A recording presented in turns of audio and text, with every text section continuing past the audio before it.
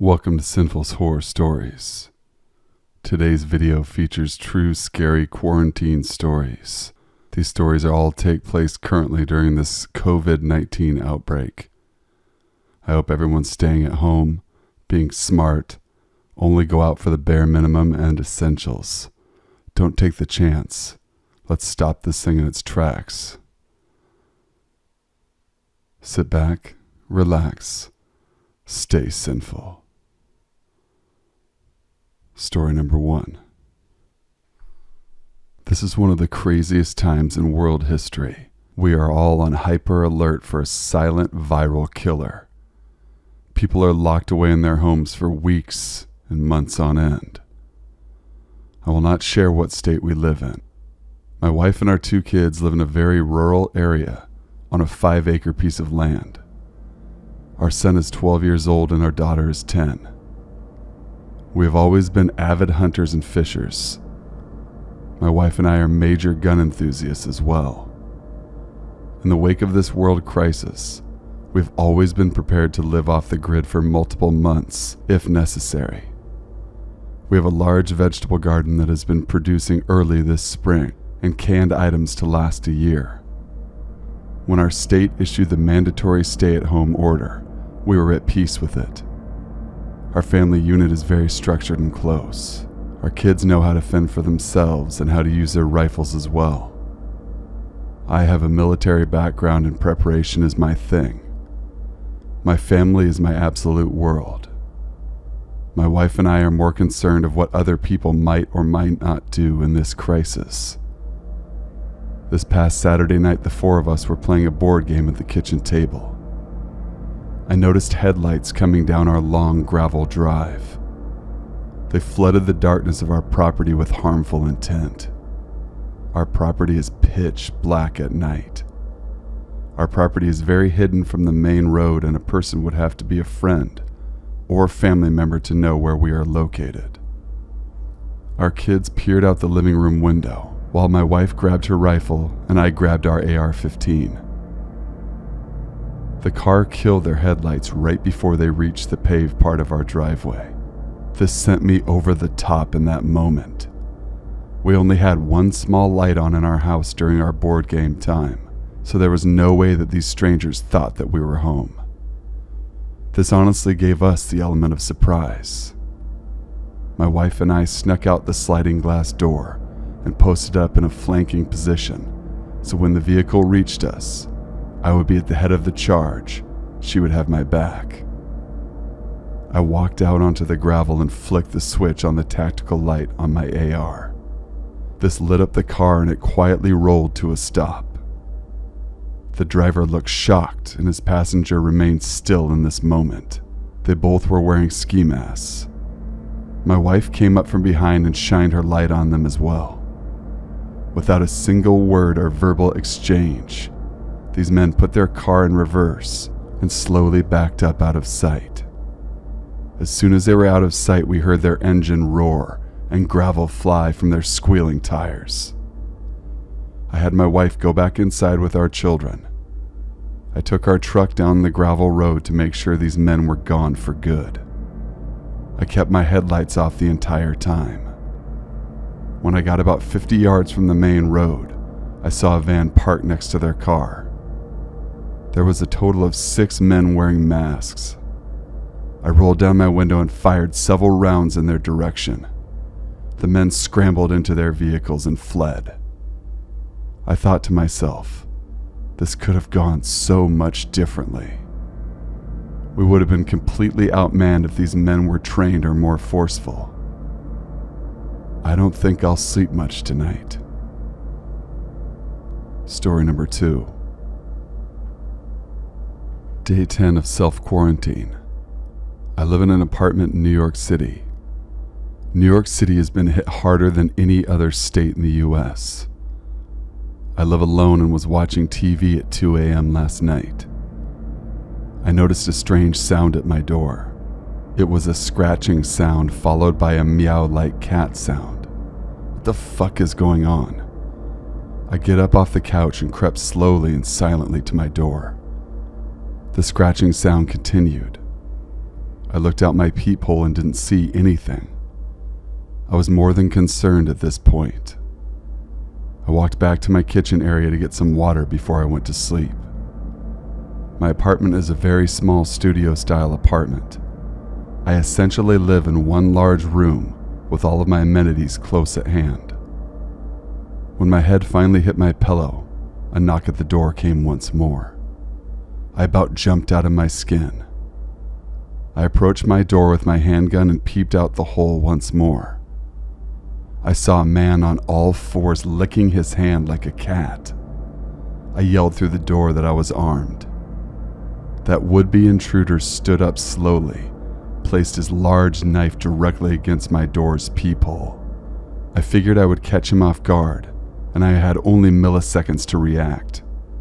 I drew my gun and pulled the door open in a flash. He took a step back. We locked eyes in that moment, and he meowed at me and winked. He slowly walked down the long hallway and vanished.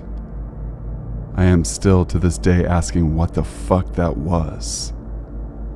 I walked the length of the hallway to make sure he had exited the building. Never saw him again. I walked back to my apartment door and somehow ended up locked out. My door never locks when it closes. Maybe in the madness I accidentally locked it. I'm without a key to my apartment, and I just heard heavy footsteps coming up from both staircases on my floor. I'm outside in the hall with my gun and boxers. Should be an interesting night. Story number 3. My friend and I are so sick of this stay-at-home order. My friend Sean and I are so over this shit. We have been quarantining ourselves for safety's sake for the past 8 days. We are currently virus-free and super thankful about that. Sean and I are in our early 20s and we're childhood best friends. We've been roommates for the past 3 years in a small ranch-style home on the edge of our small town. We were running low on food this past Sunday morning, so we decided to get up around 5 a.m. to be at the store by 6. There was one other car in the Safeway lot when we arrived. It was a small older sedan with tinted windows. Sean parked near the entrance of the store. This lone car turned on its engine, slowly rolled right up next to our car. There was at least 100 other spots open for this person or persons, and yet this was happening. I asked Sean what the hell was going on. He shrugged his shoulders. We got out of our car and headed into the grocery. To be honest, it was creepy, but not that maddening. We hadn't done anything to provoke this mystery car. We were in the store maybe 15 minutes and then came back outside. The car was gone. Nowhere in our line of sight. I scanned the lot multiple times and still nothing. I walked up to the driver's side door, and there was a small piece of paper taped to the window. I yelled at Sean and let him know there was a note. I read it, and this is what was written. Chris, which is my name, we have been watching you this past month. You have been a very bad man, and always be aware of your surroundings. You've made a huge mistake and will pay the ultimate price. What the fuck is this shit? Sean was visibly shook. My heart was pounding in my chest, and it felt like time was standing still. We got into the car and drove through town aimlessly, trying to figure things out. I knew going home right now wasn't the best move. I honestly have no clue who this could be. Sean and I will sleep with our eyes open tonight. As I pull the car into our driveway, Sean whispers, "Chris, that car's parked a few blocks down the street."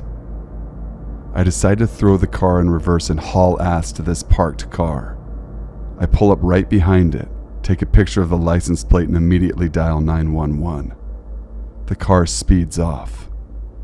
The police called me back and said this car was stolen, found abandoned 5 miles out of town in the woods. We still have no clue who is fucking with us. Story number 4. I am a 28-year-old female, My boyfriend and I just recently moved in together. We got an apartment together right before this whole coronavirus outbreak. The strange event took place last weekend. To clue you in on our routine, we always go for late night walks and jogs to stay sane. We've been following the quarantine to the T to avoid the virus, but every night we stretch our legs and get outside. We hit the ground running at 11 p.m. every night. Tonight started out no different than any other night. My boyfriend and I take this nature path near our complex. It is very well lit for the most part. We always run a solid 3 to 5 miles each night. On mile 1 we had a solid pace going and I was dialed into my music. My boyfriend grabbed my arm and forced me to stop. He whispered to me that someone was following us. He said, "Don't turn around, just start jogging again and keep pace with me." We continued our jog and this man kept about a 50-foot distance behind us jogging. He was wearing all black and had a hood over his face. 60 seconds go by and he starts sprinting. My boyfriend in one motion grabs me, swings me around in the opposite direction. We cut through a small hidden path. Branches were hitting me in the face, scratching and pulling my skin apart. I tasted blood in my mouth. My lip was ripped open. My boyfriend took the brunt of it, blazing a trail for us through the night. Fast steps behind us from this mystery man chasing us. My heart was pounding, my lungs were burning. My boyfriend tripped and fell, breaking his ankle. The man caught up to us and pulled a knife. I reached for my pepper spray and it was snagged in my pocket. The last thing I remember is a horrible pain in the back of my head. He struck me with a huge stick and everything went black. I woke up in the hospital alone. My boyfriend was not next to me. After I was knocked out, he was stabbed and left for dead. He is currently on life support from his injuries. I will never, ever be the same. Thank you guys for watching and listening. Please be sure to leave a like, comment, share, and subscribe for future content.